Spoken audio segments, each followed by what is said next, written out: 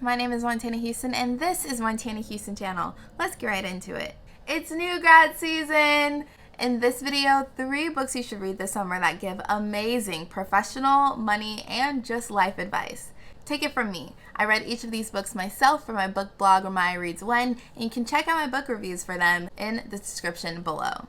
Book number 1, Welcome to the Real World. What a great title, first of all. It's exactly what it should be called. This is a great book with our feelings in mind and for the tone alone. And I think because Lauren Berger isn't too far removed from being a new grad herself. She knows how stressful it can be to send an email to a manager, to give a presentation in front of a large crowd, including shareholders, and to just adjust to working professionally full-time in general. How to avoid mistakes, stand out, develop professionally, Lauren Berger touches it all. Other books I found on this topic of career tips for new grads or just how to work after college have been really missing the tone on how unique this experience is for us. It can be nerve-wracking, it can be exciting. This is a transition after college after all. Do note that this book was published in 2014, so that means any of the things that we've encountered over the last few years, and especially during the pandemic, will obviously not be covered in the book. Whether that's the emergence of social media as a platform where people can promote themselves and brand themselves professionally and engage in new social networks, or how working from home has really changed the game and how we have to operate and navigate differently in a virtual workspace. All of that being said, I do think that Welcome to the Real World is a great resource that has approachable advice, has relatable advice, has relevant advice for the most part other than those parts that I just mentioned. Reread when you have some job-related question because I am sure this book will address it. Book number 2, Millionaire Teacher. This book is amazing. It is hands down the best money book I have found in terms of how practical it is to apply the advice for our age group. Millionaire Teacher is as it sounds. It's about a teacher who manages to become a millionaire thanks to his practices toward money. And if that sounds odd or weird or an unusual case, that makes sense because unfortunately in America, many teachers do not earn the salary that they should. But that's a topic for another day, so let me tell you more about Millionaire Teacher. This Millionaire Teacher is named Andrew Hallam, and he doesn't employ get-rich-quick schemes. Let's be honest, investing can be a very stressful and overwhelming topic, and most curriculums in schools, again, going back to schools, do not teach the subject unless people are lucky or they really go looking for it.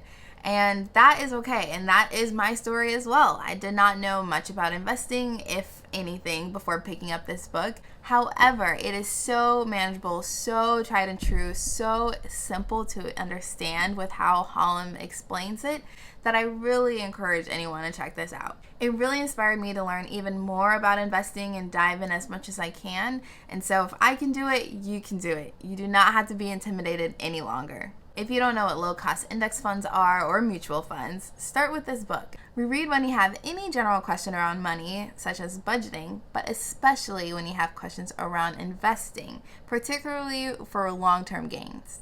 Book number 3, The Girl's Guide.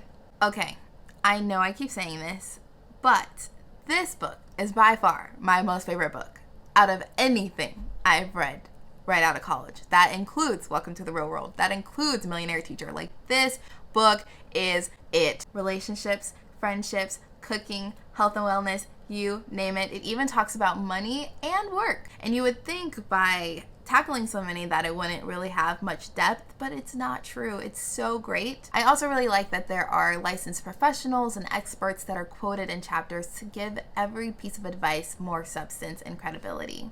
Now, of course, there are more dedicated books to each of the topics in A Girl's Guide, so it's important to look at this more of a primer into anything that you want to learn more about or any of these topics specifically.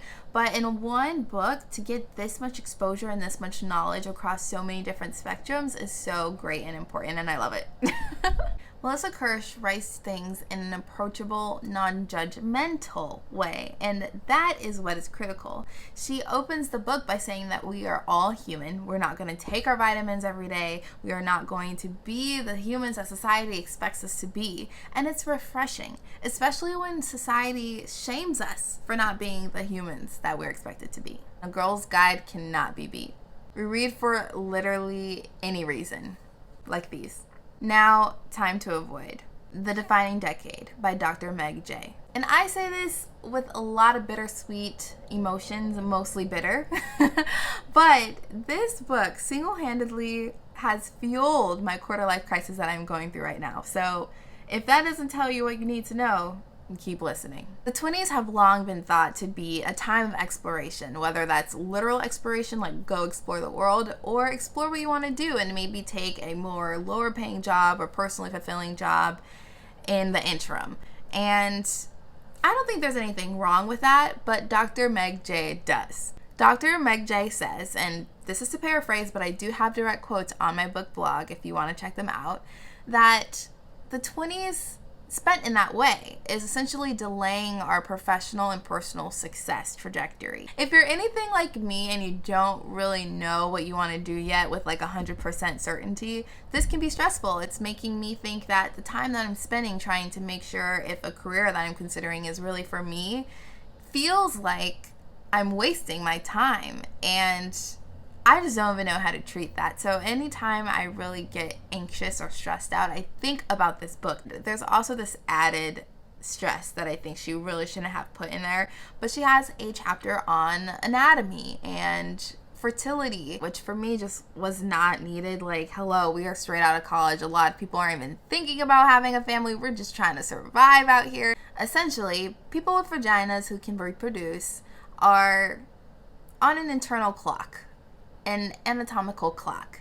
And at 35, that's when our eggs are really going to have an increased chance of having a unsuccessful pregnancy. Maybe there are increases of birth defects or birth complications once you hit 35. And so just putting that together, it can really be stressful to think that 35 is this sort of not finish line, but this cutoff in certain ways. So take it for yourself, but I cannot tell you how much I have discouraged this book to everyone that I know, and I want to discourage that to you as well. But let's not end on a bad note. Here's your quote for when. This quote for when is for those moments where we need reassurance or just overall optimism.